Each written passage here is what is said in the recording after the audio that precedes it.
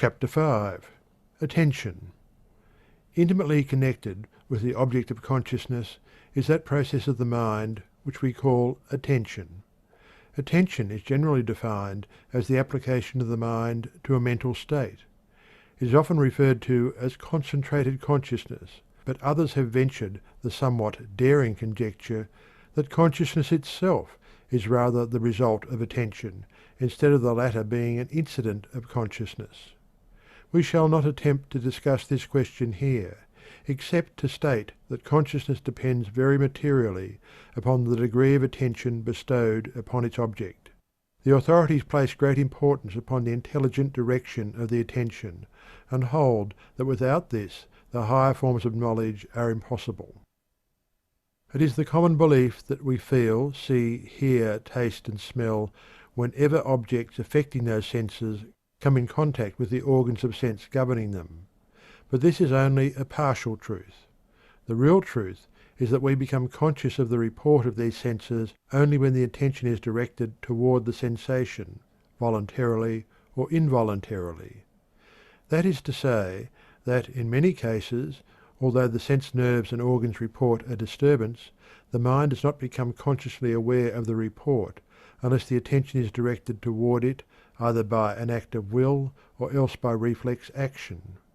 For instance, the clock may strike loudly, and yet we may not be conscious of the fact, for we are concentrating our attention upon a book. Or we may eat the choicest food without tasting it, for we are listening intently to the conversation of our charming neighbour. We may fail to perceive some startling occurrence happening under our very eyes, for we are buried in deep thought concerning something far removed from the present scene. There are many cases on record showing that one may be so interested in speaking, thinking, or acting that he will not experience pain that would otherwise be intolerable.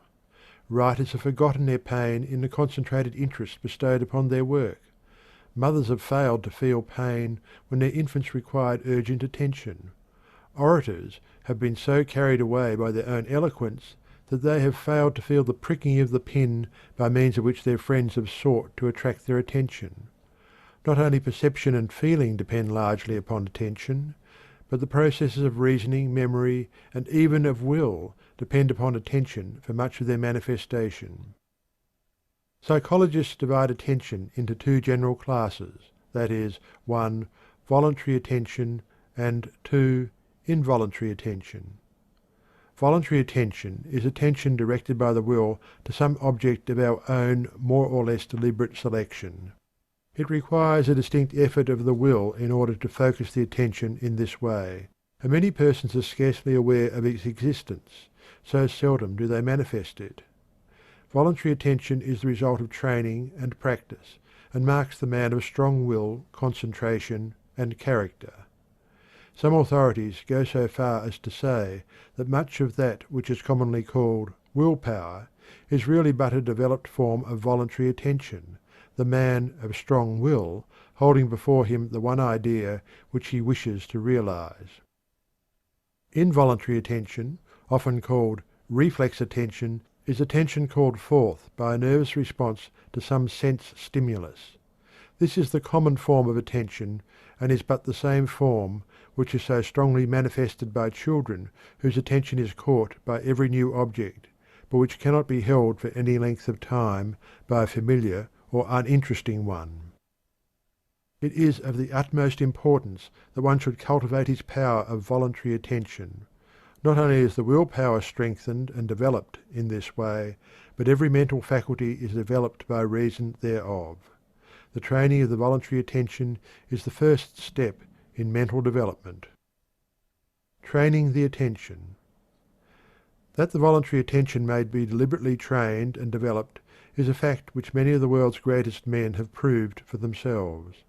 There is only one way to train and develop any mental power or faculty, and that is by practice and use.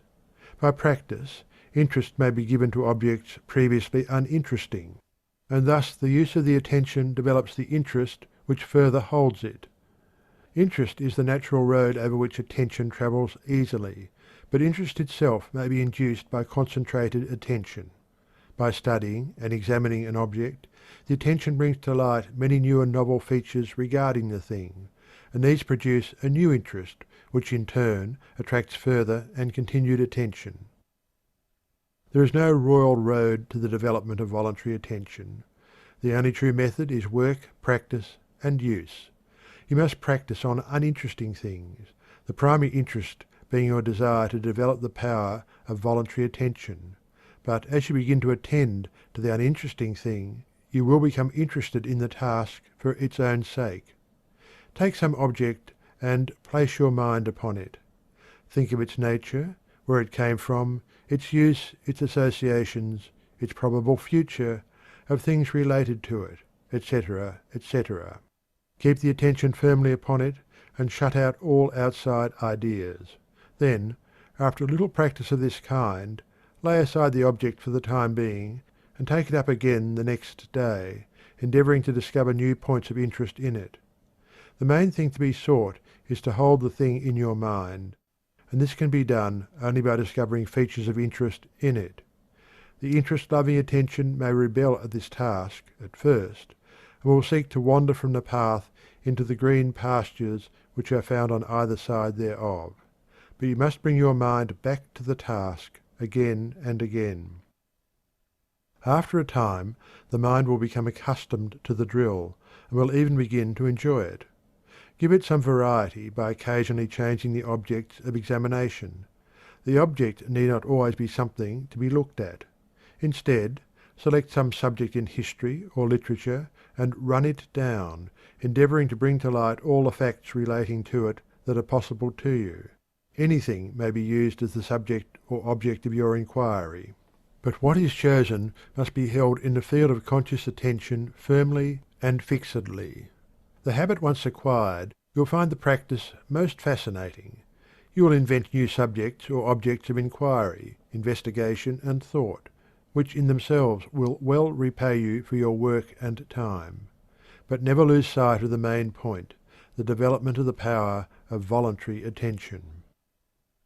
In studying the methods of developing and training the voluntary attention, the student should remember that any exercise which develops the will result in developing the attention, and likewise any exercise which develops the voluntary attention will tend to strengthen the will.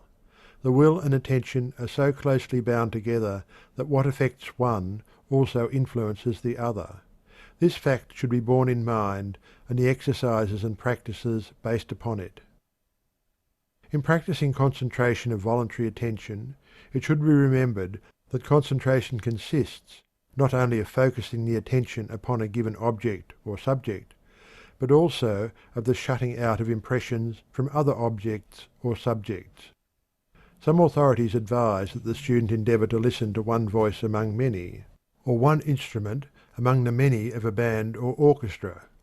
Others advise the practice of concentrating on the reading of a book in a room filled by persons engaged in conversation, and similar exercises. Whatever aids in narrowing the circle of attention at a given moment tends to develop the power of voluntary attention. The study of mathematics and logic is also held to be an excellent practice in a concentration of voluntary attention, inasmuch as these studies require close concentration and attention. Attention is also developed by any study or practice which demands analysis of a whole into its parts, and then the synthesis or building up of a whole from its scattered parts. Each of the senses should play a part in the exercises, and in addition to this, the mind should be trained to concentrate upon some one idea held within itself, some mental image or abstract idea existing independently of any object of immediate sense report. End of chapter 5.